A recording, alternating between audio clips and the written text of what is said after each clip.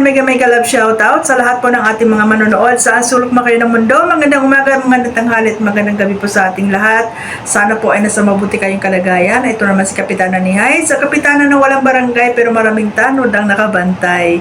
So ngayong araw guys, magbigay tayo ng reaction, opinion at point of view dito po sa lalong umiinit na issue ng EDSA. No, lalong-lalo na dito kay Beyonce, no? So, kung naalala ninyo, no, yung mga nakaraang live ko, reaction video ko na sinasabi ko is mag-iingat si Beyonce. No, lalo na nung nagkaroon ng time na parang makikita mo talaga na yung ibang mga supporters at mga sponsors ay naandyan para suportahan siya pero with benefits, no? So, sabi ko nga as much as possible medyo umiiwas-iwas siya sa mga sponsors, especially yung mga sponsors na talagang masyadong na-expose dito sa SOCMED. Kasi may mga ibang sponsors na tahimik lang na tumutulong, no? Yun yung mga totoong sponsors na walang hinahangad na kapalit, no? At yun ang dapat na ingatan at bigyan ng tawag dito ng papapahalaga, no? So ito nga guys, no, maingay na naman itong issue about dito sa nilabas ni Erwin, no? And ito nga ay pinasisinungalingan ni Edo na hindi totoo, especially doon sa mga buntis-buntis issue, no? Actually guys, yung mga pagbubuntis naman yan, hindi naman na kailangan na pagdebatihan yan kasi ang pagbubuntis hindi naman may tatago yan eh. If totoo, lalabas at lalabas yan kasi lalaki ang tiyan ng isang babae pag nabuntis, no? So, doon tayo sa nilabas ni Erwin, no? Na talagang nanindigan si Erwin. Kaso lang, meron akong nakikitang mga lapses doon sa statement ni Erwin kasi yung una, ang sabi niya is parang accidentally, no? Na nagkita na hindi sila sadya. Tapos, nung pangalawang statement niya, sabi niya is naghihintay si Edo doon. So, speaking of naghihintay, para sa akin, meron talagang plano na nangyari, no? Kumbaga set up, no? Narinig ko doon sa kay Mang Rene na parang hinatid itong ni Tatay Biran, si Beyonce, doon sa venue kung saan ay ang sabi ng sponsor yata ay kakain lang sila. Siyempre wala namang masama, no? Kung may nag-invite, di ba? And besides, supporters naman yon, good intention naman siguro yung para kay Beyonce, para sa kay Tatay Biran, kahinati doon. Pero yun nga, no, sabi ni Erwin na nandoon si Edo naghihintay. No, so itong si Beyonce siguro, hindi ko alam. Ako guys, maniniwala lang talaga ako sa kung ano yung totoong senaryo pag si Beyonce na talaga yung nagkwento. Kasi si Edo, wala eh. Wala kang makuha kay Edo na confirmation. Mula noon hanggang ngayon ng mga issue, wala pa siyang talagang masabi mong kino-confirm na yung mga bagay-bagay. It's either na manahimik siya or it's either na i-deny niya. Like ngayon, no, di pinatawag dito, dinideny niya na walang ganong nangyari, no? Si Ate Edna naman kasi guys, kung sa ibang issue yan sa Kalingap, hindi naman yan sumasali. Nagkataon lang na siyempre si Edo pamangkin niya, no? So siguro nagsalita siya. Of course, alangan naman si Beyonce yung kapihan niya. Of course, si Edo yung pamangkin niya, no? And hindi ko alam kung sino nagsasabi ng totoo kasi doon sa reaction video ni Sir July Ponil, sinabi nga niya doon na dininay, no, ni Edo, or sinabi ni Edo na hindi totoo. So nakakalito ito guys kung sino talaga yung nagsasabi na totoo, si Red Saint, si Edo, si Erwin, si Ate Edna, or no, kung sino pa dyan, no? Pero para sa akin, no, parang doon ako sa 70-30 kay Erwin, no? 70% na parang naniniwala ako sa kanya, 30% na parang doubt din ako. Kasi sabi niya doon siya sa lugar, no? Kasama siya doon at yung girlfriend daw ni sino ba yun? Ni Ayan? Sino ba yun sabi niya? Is taga doon talaga. So, nandoon daw sila palagi. Doon sila namimili, namamalengke. So, kumbaga, siya yung naglabas ng statement na to. And at the same time, nandoon daw siya talaga sa actual na venue, no? Nakita niya, no? So, para sa akin, wala naman sigurong masama kung talagang umpisa pa lang ay sinabihan talaga nila si Beyonce na ikaw ba ay willing magkipag-usap kasi si Edo gusto kanyang makausap, magkikita kayo doon, samahan ka namin, mga ganon-ganon ba, no? Pero hindi rin ako conforme dito kung totoong set up at gusto ni Edo na mag-usap sila ni Beyonce. Kasi kung lalaki ka, no, at masasabi nating gentleman ka talaga, pupunta ka doon sa bahay, doon ka makipag-usap, hindi ka naman siguro iitakin ni Tatay Biran, no? Kung pupunta ka doon para magkipag-usap, no? So, hindi ako agree doon na magkikita lang kayo kung saan-saan. Hindi rin ako agree na gamitin mo yung mga supporter para magkita kayo ni Beyonce. At doon naman sa mga supporter or sponsor man yon na kasama ni Beyonce, ang tatanda nyo na, siguro naman may pamangkin kayo, may anak kayong babae, yung sa anak nyo kaya gagawin yon, no? Na kung saan-saan lang magkikita. At alamin nyo, move on na kayo, no? Kayo itong hindi maka-move on, na parang ginagamit ninyo itong dalawang bata na to na para ma-satisfy kayo or makuha nyo yung mga expectation ninyo.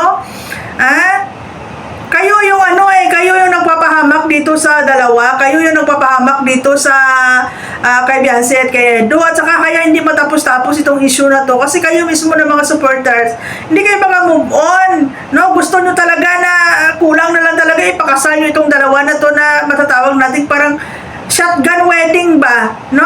Alam niyo yung ginagawa ninyo is not for the good of Beyonce, no? Ang ginagawa nyo is for the good of yourself. Personal interest nyo to.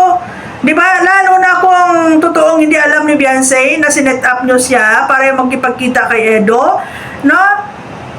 Kung talagang concern kayo sa bata at talagang good intention, pwede nyo naman munang kausapin bilang mga sponsors at bilang mga supporters dyan na pinagkakatiwalaan ng Pamilya Batalero. Kayo mismo na nakatatanda, kayo sana mismo nagkipag-usap dito kay Tatay Biran, kay Nanay Hansel na pwede po ba, no, nabigyan natin ng chance na makapag-usap yung dalawa? Pwede po bang pumunta dito si Edo, no, para makapag-usap sila? Or pwede po bang isama namin si Beyonce? Gusto lang ni Edo makipag-usap or gusto nagkaroon ng kung ano lang yan guys na sa tingin ninyo is makakabuti, no, para sana dito sa dalawa, para once and for all magkaroon ng closure at magkaroon din po ng katahimikan. Pero hindi di ba? Ang kung totoo na hindi alam ni Tatay Biran na ang intention nyo pala is para magkita si Beyonce at si Edo. Pagtatraidor ang tawag doon. Imagine, ipapaalam nyo yung bata na dadalhin ninyo kasi kakain lang yun, tapos ang ending pala andoon si Edo. Kasi kung bibasihan ninyo yung statement ni statement ni sino ngayon? Di ba? Nasabi niya, andoon si Edo naghihintay. Yung unang statement niya, sabi niya, hindi naman alam na nandoon, kung bala accidentally na nagkita sila. Alam mo kung totoo yan, guys, hindi naman talaga minsan maiwasan na magkita or magkasalubong yung landas nila kasi ang liit lang naman ang lugar, pareho na naman sila na nandyan. Buti sana kung si Beyonce doon sa Visayas, si Edo doon sa Mindanao, no? O sa Luzon o sa Mindanao, pero kung isang lugar, hindi talaga minsan yan maiwasan na talagang magtagpo talaga yung landas ninyo. Kaya nga sabi ko noon pa no, mas maganda yung magkaroon kayo ng closure para just in case na magtagpo yung landas nyo, no hurt feelings, di ba? Casual lang, no? Hindi yung ganyan, no? So, kung ako doon sa dalawang sponsor na yon, Diyos ko, matanda na kayo, no? Dapat kayo yung gumawa ng way para sa ikabubuti ng lahat. Hindi yung kung isipin yung ginagawa ninyo, hindi ko alam kung may nagutos sa inyo, pero yung ginagawa ninyo, pang personal interest nyo yan di ba? Aside sa parang tirarador nyo yung magulang, parang, di ba? Parang ilagay nyo si Beyonce sa isang sitwasyon na di ba, na kayo mismo yung magpapahamak sa kanya. But I don't know guys, hindi natin alam kung ano ba talaga yung totoong kwento nito, no? Kasi ako sabi ko nga, maniniwala lang ako kung galing mismo sa bibig ni Edo at ni Beyonce, no, kung ano talaga yung totoo nangyari. Kasi kung sino-sino lang nagsasalita, kasi reaction lang ito guys based doon sa nakikita at naririnig natin, pero yung actual talaga na nangyari at kung actual talaga na tawag dito mga dahilan, di ba, si Beyonce at si Edo lang siguro ang makapagsalita niyan. But now, no, kung ibabasihan natin dito sa mga lumalabas na issue, no, yan yung nangyari, parang pinahamak nyo si Beyonce, di ba? Pinahamak ninyo para lang magkaroon kayo ng contentment, para lang magkaroon kayo ng satisfaction diyan sa mga ini-expect ninyo na mangyayari. Di ba? Nasabi ko nga, kulang na lang pakasal nyo tong dalawa na to di ba? Para lang maging masaya yung buhay nyo. Hindi ba kayo masaya sa mga pamilya ninyo? At kailangan talaga dyan kayo, Grabe talaga kayo ka ano, grabe talaga kayo ka panatiko. To the point na, di ba, hindi nyo naman kamag-anak yan, hindi nyo naman anak yan, pero parang gusto ninyong maniobrahin yung buhay nila. And besides, pagdating sa mga ganyang bagay, guys, di ba, private matters na nila yan eh. Di ba? Grabe naman kayo. At saka kahit pa sabihin nating love team yan, being a supporters, andyan lang kayo. May boundary po yan eh. Di ba? May mga limitation, may boundary po yan kung hanggang saan lang po kayo po pwede. Di ba? So, ayan guys, tingnan natin, abangan natin kung ano yung susunod na mangyayari. Kasi I'm sure marami pang mga kwento nito sa likod ng kamera na hindi pa talaga alam ng karamihan kung ano ba talaga yung totoo. No? Pero masasabi ko lang, paano matapos yung issue na to, kayo mismo ang gumagawa ng, di ba? Oh, pwede naman yan na ano si Sir Erwin kasi makati talaga yung bunganga niya. No? Sabihin natin hindi ka man nakapag-video, pero dahil kinontent mo, hindi ba pwede, sabi mo nga, sobrang fans ka ni Edo. Kung saan, kahit kaninong channel, kung doon si Edo, nanonood ka. No, pag nila-live si Edo, hindi ka nag-comment pa noon. So, parang tingin ko sobrang obsessed ka kay Edo. Di ba? Kung talagang supporter ka ni Edo at talagang concerned ka kay Edo, ay di sana hindi mo muna kinontent yon. Kung totoo may nangyaring ganon, sana hindi mo muna kinontent, sana hindi na bulgar yon. Di ba? Kating-kating bunganga mo i-content sa kay bulgar yon. O ngayon, sino naging kawawa? Di ba? Di ba? Grabe kayong kayo yung issue maker. Alam niyo dyan sa Kalingap, no? Mga issue maker kayo, mga supplier kayo ng issue para for content. Diba? So ngayon, sino totoong nagsasabi? Sinong, ewan ko sa inyo, si BSM noong nakaraang araw, galit na galit, sabi niya, tanggalin niya si Edo kung makipag-ayos kay Beyonce. Nag-live na naman siya, iba na naman sabi niya, baka daw wala naman daw masama kung magkita, gusto lang daw magkwentuhan, pero walang balikan. Diba? No, kayo yung nagsisindi ng apoy dyan sa community, tapos po na content, galit na galit kayo. Di ba? Or ayaw nyo lang talagang tigilan si Beyonce at ayaw nyo lang talaga magkaroon ng katahimikan yung buhay ni Beyonce. Yan ba yung gusto ninyong parusa na gawin nyo kay Beyonce? Yan ba yung ikakasaya ng buhay ninyo na makita ninyo talaga na, di ba, na durog yung bata? Alam nyo guys, no? Huwag nyong gawing biro yung mga tinatawag na depression. Yes, sa mga matatanda, no, sa mga matatanda, hindi yan big deal sa inyo ang depression kasi noong unang panahon wala man depression eh. 'Di ba? Hindi niyo maiintindihan yung tinatawag na depression lalo na sa mga matatanda kasi dati noong unang panahon wala yang depression, hindi niyo maintindihan yan. Pero sa panahon ngayon, guys, huwag ninyong i-take for granted yung maging epekto ng mga pinagagawa ninyo, no? Kasi hindi biro magkaroon ng depression or magkaroon ng anxiety. Diba? So, ayan guys, no? Ay, wala kang, alam mo, kawawa dito sa ginagawa nyo si Beyonce. Diyan sa mga supporters, kung totoong mahal nyo si Beyonce at concerned kayo kay Beyonce. Diba? Yung para sa kabutihan, para sa ikatatahimik, diba? Ang gawin ninyo, hindi yung para sa personal nyo lang. At saka advice mo kay Beyonce, mag-iingat ka sa mga taong nakakasalamuha mo. Especially doon sa mga nagpapakilala ang sponsor. Hindi porket sponsor sila, hindi porket natutulungan ka, magpadala ka na lang sa kanila. Diba? Kasi yung iba, feeling nila dahil tumatanggap ka, kaya parang feeling nila, they have the authority, they have the power na i-manipulate ka, no? Huwag kang kapit ng kapit sa sponsor. My God, no? Diyan, tingnan ninyo. Alam mo bakit yung mga kaguluhan ngayon? Dahil yan sa sponsor. Di ba? At kung napapansin ninyo, mas magulo yung tawag dito, yung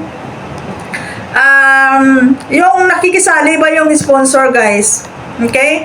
Yung involvement. Okay? Yung involvement ng mga sponsors, 'di ba? Ang gulo. 'Di ba? Doon mo talaga makikita yung mga totoong sponsors na tahimik lang. 'Di ba? Yung walang ginagawang self-interest, no?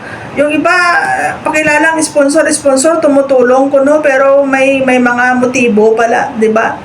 So diyan kay Sabatalero family, sabi ko nga, huwag kayong masyadong makipag-engage sa sponsor, 'di ba? Kasi yung ibang sponsor abusive din porque tumutulong sila, binibigyan nila ng authority yung mga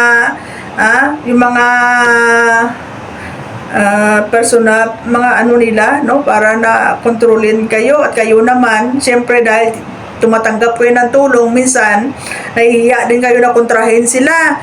'Di ba? My God, no? Manindigan tayo, magbanat tayo ng buto, magtrabaho tayo ng na masarap kumita sa sarili, masarap gastusin yung perang galing sa sarili mo pinagkitaan. 'Di ba? So ayan lang guys, no? Mag-live ako pag may time, and ingat-ingat kayo guys, lalo na kay Beyonce. Be matured and responsible and smart enough sa mga taong nakapaligid sa iyo. Kasi minsan yung mga taong akala mo, yun yung makakatulong at magdidepensa sa iyo, yun pa pala yung mga taong ilalaglag ka sa kumunoy. Okay? No? Be observant. Okay? Maging maingat ka. Kasi hindi lahat na nakaharap sa iyo nakangiti, 'di ba? Mabait sa iyo. Hindi lahat ng kunwari tumutulong ay good ang intention, 'di ba? So yun lang guys, no? Maraming salamat and God bless everyone.